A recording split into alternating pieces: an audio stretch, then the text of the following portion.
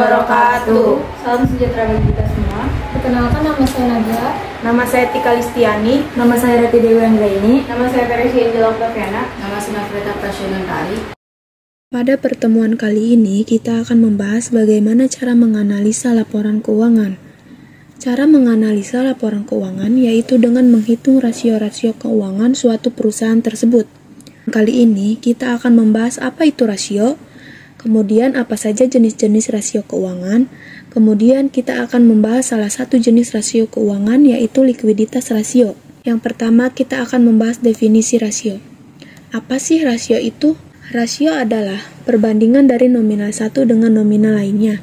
Jadi rasio keuangan menurut Kasmir 2012 adalah membandingkan nominal satu dengan nominal lainnya yang ada di dalam laporan keuangan perusahaan. Setelah kita membahas definisi rasio keuangan, dan sekarang kita akan masuk ke jenis-jenis rasio keuangan yang ada 4 jenis rasio keuangan, yaitu 1. Rasio likuiditas, yang kedua rasio leverage atau rasio solvabilitas, yang ketiga rasio aktivitas, dan yang keempat rasio profitabilitas. Yang pertama, rasio likuiditas. Rasio likuiditas adalah kemampuan perusahaan dalam memenuhi kewajiban jangka pendeknya. Yang kedua, rasio leverage yaitu seberapa besar perusahaan itu dibiayai oleh utang. Yang ketiga, rasio aktivitas yaitu untuk mengetahui seberapa besar kemampuan perusahaan itu dalam menghasilkan penjualan, persediaan, dan lainnya. Dan yang keempat, rasio profitabilitas yaitu untuk mengukur seberapa besar keuntungan perusahaan. Kita masuk ke jenis rasio yang pertama yaitu rasio likuiditas. Rasio likuiditas yang seperti saya sebutkan tadi bahwa untuk mengukur kemampuan perusahaan dalam menghitung kewajiban jangka pendeknya. Kewajiban jangka pendeknya itu seperti apa sih? Yaitu seperti membayar gaji karyawan, membayar listrik, membayar air, membayar biaya-biaya operasional di dalam perusahaan dalam jangka waktu kurang dari 1 tahun. Karena jangka pendek. Kalau jangka panjang berarti lebih dari 1 tahun. Rasio likuiditas ada 2, yaitu biasa digunakan untuk mengukurnya, yaitu current ratio dan quick ratio. Rasio likuiditas yang pertama yaitu current ratio. Current ratio ini biasa umum digunakan untuk menghitung rasio likuiditas. Rumusnya adalah current asset atau aset lancar dibagi dengan current liabilitas atau liabilitas lancar. Current rasio ini semakin tinggi maka akan semakin baik perusahaan tersebut. Ini adalah contoh laporan keuangan dari perusahaan Distri Marena. Langsung saja kita hitung current rasionya, yaitu tadi rumusnya adalah current asset dibagi dengan current liabilities, atau jumlah aset lancar dibagi dengan jumlah liabilitas lancar. Di sini jumlah aset lancar di Distri Marena yaitu 128.700.000 dan jumlah liabilitas lancarnya adalah 26.500.000.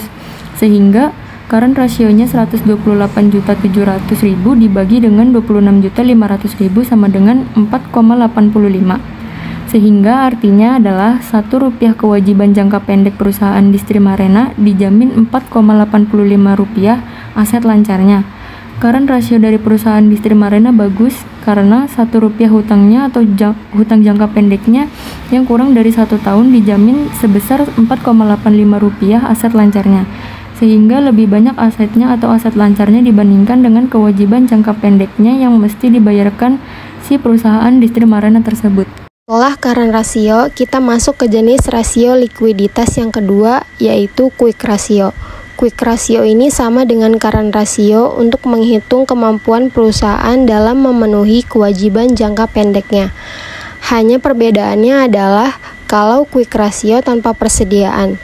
Jadi current aset dikurangi persediaan karena quick ratio ini adalah jumlah aset lancar yang paling liquid atau paling cair. Karena kalau persediaan itu berupa barang yang lumayan lama prosesnya. Jadi di sini rumusnya untuk quick ratio adalah current aset dikurang persediaan dibagi dengan current liabilitas jangka pendek. Kembali lagi ke laporan keuangan perusahaan Distri Marena, kita lihat quick ratio perusahaan Distri Marena ini bagus atau tidak sih? Rumusnya yaitu current asset atau jumlah aset lancar 120.700.000 dikurang dengan persediaannya. Persediaan di Distri Marena di sini ada dua jenis, persediaan barang dagang dan persediaan barang habis pakai. Rp43.600.000 dikurang Rp7.500.000 dan dibagi dengan jumlah aset lancarnya Rp26.500.000 sama dengan 2,93. Sehingga artinya adalah Rp1 kewajiban jangka pendek perusahaan Distri Marena dijamin Rp2,93 aset lancarnya yang paling liquid. Jadi perbedaannya adalah kalau current aset tadi dijamin dengan aset lancarnya saja, tapi kalau quick ratio dijamin dengan aset lancarnya yang paling liquid karena tanpa persediaan. Selanjutnya kita masuk ke contoh berikutnya. Di sini ada laporan keuangan dari PD Hadian. Kita akan menghitung current ratio dan quick ratio-nya. Yang pertama adalah current ratio, rumusnya current asset dibagi dengan current liabilities. Di sini current asset atau aset lancar dari PD Hadian yaitu 8.252.500 dan current liabilities-nya yaitu jumlah kewajiban lancarnya yaitu 2.935 sama dengan 2,81. Sehingga artinya adalah Rp1 kewajiban jangka pendek PD Hadian dijamin Rp2,81 aset lancarnya. Tingkat likuiditas dari perusahaan PD Hadian bagus karena masih kurang dari kewajibannya. Asetnya lebih banyak daripada kewajiban jangka pendek yang harus dibayarkan. Jika dibandingkan current ratio PD Hadian dengan current ratio Distri Marena, current ratio perusahaan Distri Marena lebih bagus karena lebih besar dari perusahaan PD Hadian, yaitu Distri Marena tadi sebesar 4,85 dan si PD Hadian hanya 2,81. Jadi tetap kinerjanya yang paling bagus perusahaan Distri Marena yang pertama kita analisis tadi. Kemudian kita masuk ke quick ratio dari PD Hadian ini. Quick ratio rumusnya adalah current asset dikurang persediaan dibagi dengan current liabilitas. Current aset PD Hadian adalah Rp8.252.500 dikurang persediaannya Rp3.400.000 dibagi dengan current liabilitasnya yaitu Rp2.935.000 sama dengan 1,65. Sehingga artinya adalah Rp1 kewajiban jangka pendek PD Hadian dijamin Rp1,65 aset lancar yang paling liquid. Jika dibandingkan dengan quick ratio perusahaan Distri Marena, tetap lebih bagus perusahaan Distri Marena karena lebih besar quick ratio Distri Marena sebesar 2,93 dibandingkan dengan PD Hadian sebesar 1,65. Kedua perusahaan tersebut sama-sama bagus kinerjanya karena tingkat likuiditasnya bagus lebih dari 1 karena melebihi dengan hutangnya. Tetapi yang paling bagus di antara kedua perusahaan tersebut adalah perusahaan Distri Marena. Kesimpulan yang dapat disampaikan pada video kali ini adalah rasio-rasio keuangan ada 4 jenis rasionya, yaitu rasio likuiditas, rasio leverage, rasio aktivitas, dan rasio profitabilitas. Untuk digunakan mengevaluasi kinerja laporan keuangan suatu perusahaan.